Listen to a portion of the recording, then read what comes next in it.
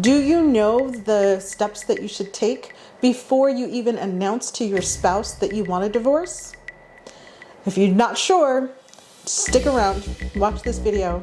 I'm going to share with you 6 steps that are really important to take before you even say anything to your spouse or anyone else about wanting a divorce. Hi, my name is Batabile and I'm divorced. Going through a divorce can be one of the most difficult and traumatizing experiences a person can have. I should know, I was married for 10 years.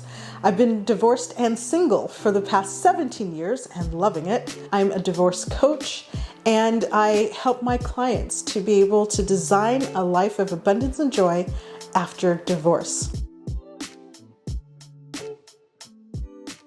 The first step that I suggest you take is to speak to an attorney.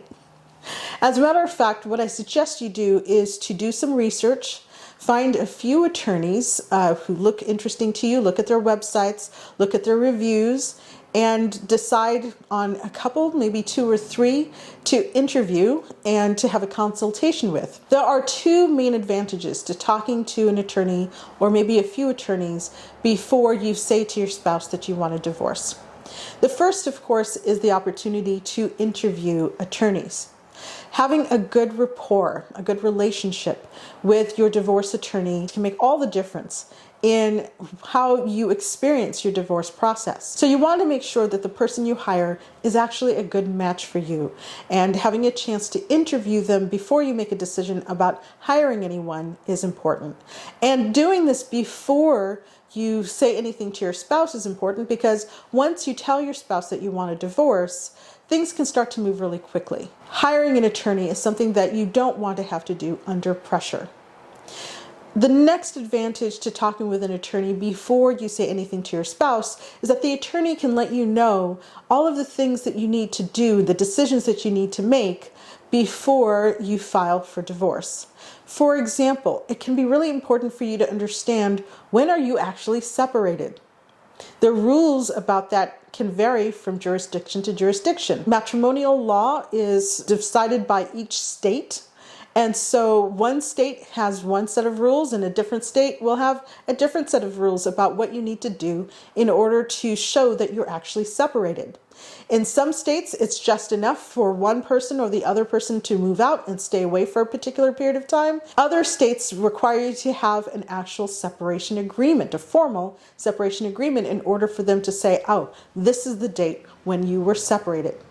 The date when you were separated can be really important as well, because it can mark the moment between when all of your assets that you are accruing, let's say the paycheck that you're getting is joint marital property, and when the paycheck you're getting is just yours. When that happens can depend on the date when you were separated. So it's really important for you to know what you're supposed to do in order to be able to show legally that you have been separated. That is just one category of decisions that you might need to make that an attorney can tell you about before you actually say anything to your spouse about wanting a divorce. There is something else about interviewing attorneys before you say anything to your spouse that I want to address. And before I get into the details of that, I do want to urge you, please don't do this. You know, one of my passions around being a divorce coach is helping my clients to develop a mindset that sets them up to be able to design a life of abundance and joy after divorce. And being sneaky, being underhanded, does not actually contribute to you having that mindset that allows you to experience abundance and joy after divorce.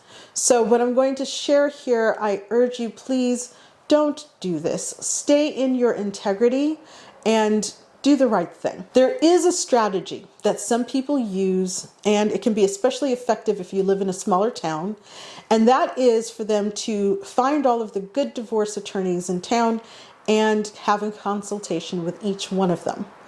And they do this without having any intention of actually hiring any of them. The reason they do this is because if you have a consultation with an attorney, you pay them, they talk through the details of your situation, it means that your spouse can't hire them. It would be a conflict of interest. It's called being conflicted out. And so the strategy is to go and have consults with all of the good attorneys in town so that by the time your spouse finds out that you want a divorce, they don't have any good attorneys left to hire. Again, I'm telling you this so that you avoid actually engaging in that behavior or looking like you engaged in that behavior. It is highly frowned upon, and you could actually get in trouble for doing this. And also to warn you so that perhaps you're able to avoid having this done to you. But whatever the case is, I strongly urge you, please, when you interview attorneys, do so because you do actually intend to consider hiring that attorney. The second step that I suggest you take is to think about what, from a legal perspective, divorce is really about. And from a legal perspective, divorce is actually about just two things: how you divide your stuff and how you parent your children. That's it. So before the pressure cooker of being in an actual divorce process gets kicked off, gets started, take some time to sit down and think about what you want in terms of dividing your assets and in terms of parenting your children. When it comes to dividing your assets, I strongly suggest that you think about what you want to keep and what you're willing to give up. It can be really strategically powerful for you to know in advance what you can willingly walk away from. It's also important to think about the difference between what you need, what you want, and what is fair. Sometimes there can be a strategic advantage to walking away from what is fair, even if you're entitled to it. But it's important for you to have thought about that before you're under pressure. I'm thinking about Mackenzie Scott, who co-founded Amazon with Jeff Bezos. In their divorce, after their divorce, there are a lot of people who are talking about how she, basically had a windfall. They try to think about her as perhaps being a little bit of a gold digger. But that is absolutely not true. In fact, according to my own research, she left that marriage taking less than what she was actually entitled to. And I'm sure that there was some strategic reason that it was to her benefit to leave some assets on the table. Because she and Jeff were married, and if I remember correctly, I don't know that there was a prenup, but when you're married, particularly if there isn't a prenup, each of you is entitled to 100% of the marital estate. For some reason, it seems like people have just forgotten this, or maybe conveniently they are forgetting this or refusing to understand this. When you are married, you share 100% of your assets together. There are some things, a limited number of things that you can own outright yourself when you're still married, but generally speaking, any income, any assets that are generated while you are still married belong to each of you 100%. And so when you're getting divorced, because you can't divide something 100%, you have to go through a process where, depending on if you're in a community property state where things are 50-50, or maybe you are in a state that follows the rules of equitable distribution, where it's not necessarily 50-50, but there is a desire to achieve equity in how you divide your assets. The point of the matter is that you each, when you are married, are actually entitled to 100% of your estate together. Just because you have a spouse who's making all of the money, and perhaps you have a spouse who is keeping the family, raising the family, doesn't mean that the person who was raising the family and not making money is not entitled to that money. That spouse is actually entitled to 100% of the money. You are married. If you have trouble with this notion, if you have trouble with the idea of giving up some of what you have earned to the person to whom you are married, don't get married. So each of you is going to wind up leaving something that you are entitled to the other spouse. And my strong suggestion is focus on what you need and be prepared with a list of the things that you're willing to leave behind. When it comes to how you parent your children, there is, of course, a host of decisions that you're going to need to make about that. One of the advantages of consulting with an attorney before saying anything to your spouse about divorce is that you can get from them a list of what the court is going to require you to consider. This gives you time when you're not under pressure to really sit and think about it. Thinking about things like, how are you going to share the holidays? How are you going to share your living situation? Sometimes the children are going to stay in a home and the parents are going to be the ones who come back and forth. Sometimes the children go back and forth to their parents' houses. There'll be questions about how you handle child support.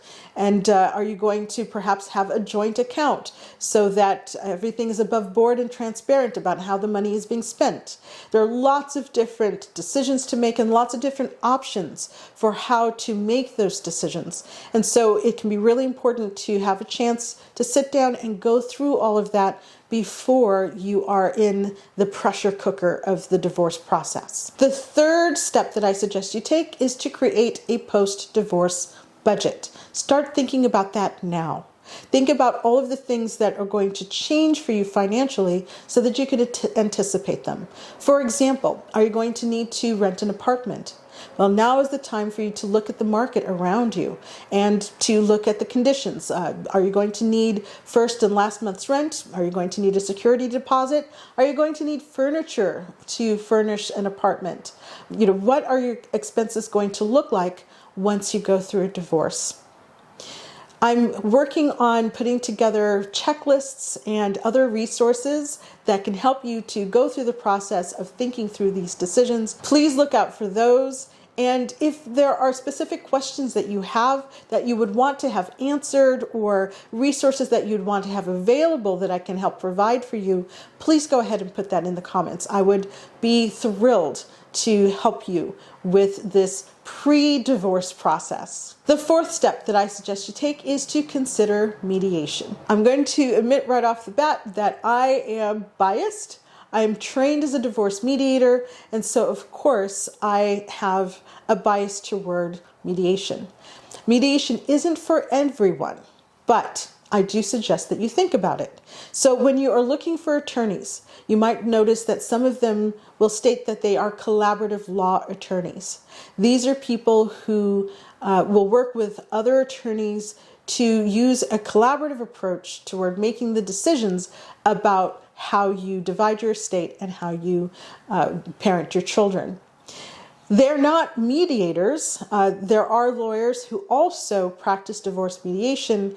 And so the way that this usually works is that each of you are going to have a separate attorney, but then you will work with a mediator to help you to make the decisions that you need to make about how you parent your children and how you divide your estate. And then you'll go back to your individual attorneys who will work to create the paperwork that needs to happen that then gets filed with the court, which allows you to get divorced. I cannot express to you enough the advantages of using mediation if it's going to work for you.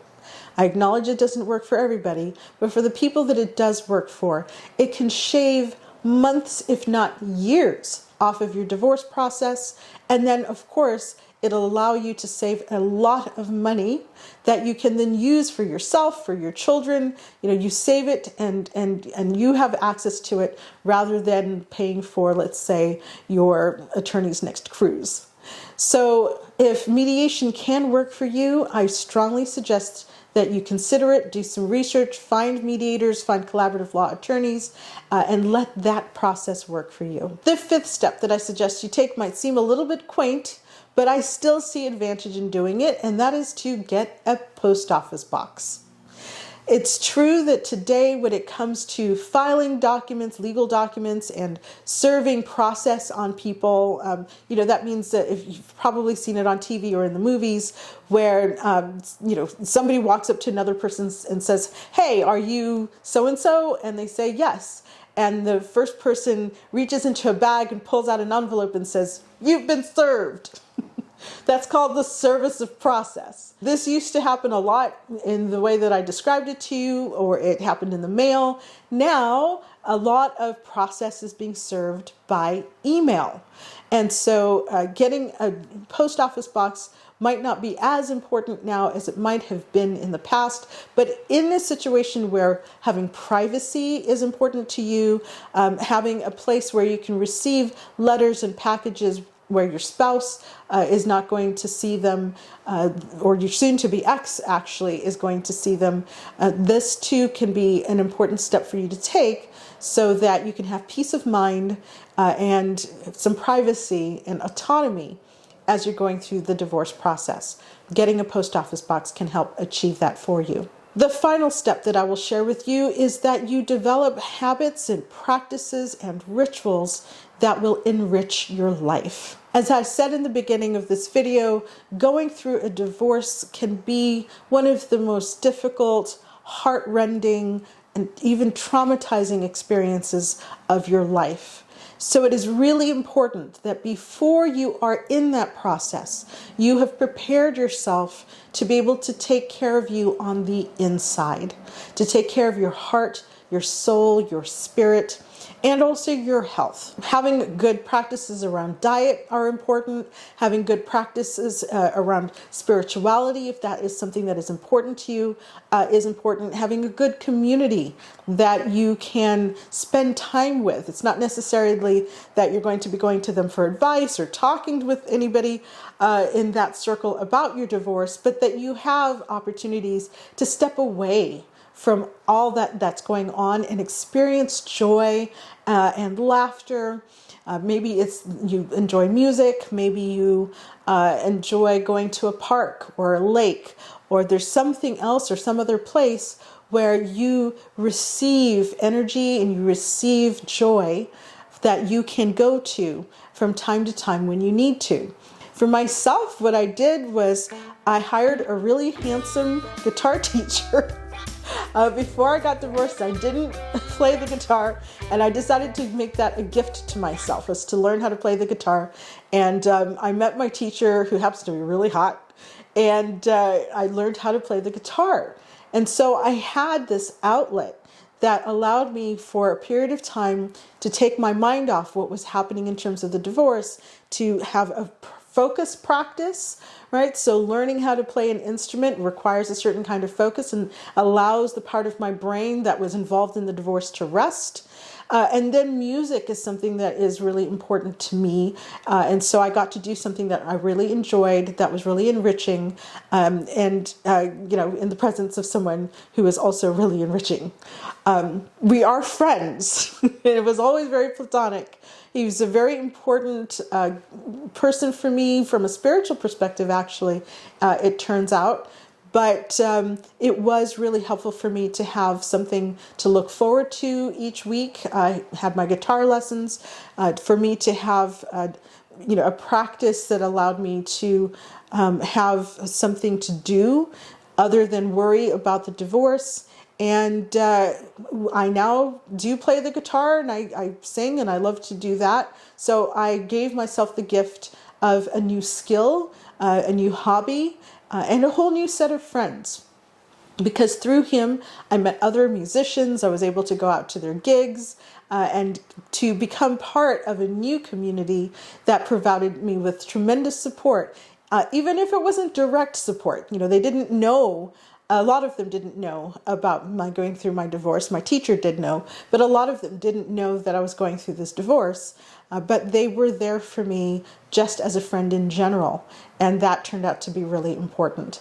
So step 6 is to make sure that you have developed some kind of an outlet, whatever it is that enriches you and brings you joy, that you focus on maintaining those practices so that you can stay healthy and experience joy even in the midst of going through this process that can be so terribly difficult. This is an opportunity for you to be part of a community of people who are really supportive as you're going through a challenging time. So please go ahead and put it into the comments. Where are you in your divorce process? What is it that you do that helps you to stay positive, to enrich your soul, and to keep your head above water as you are going through this divorce process? Please let us know in the comments. I hope that you've enjoyed this video and that you have found it valuable. Thank you for watching. If you enjoyed this video, please give it a thumbs up, subscribe to my channel, and ding the bell so that you are always notified when I post new content. I look forward to seeing you in the next video. Until then, take care. Bye-bye.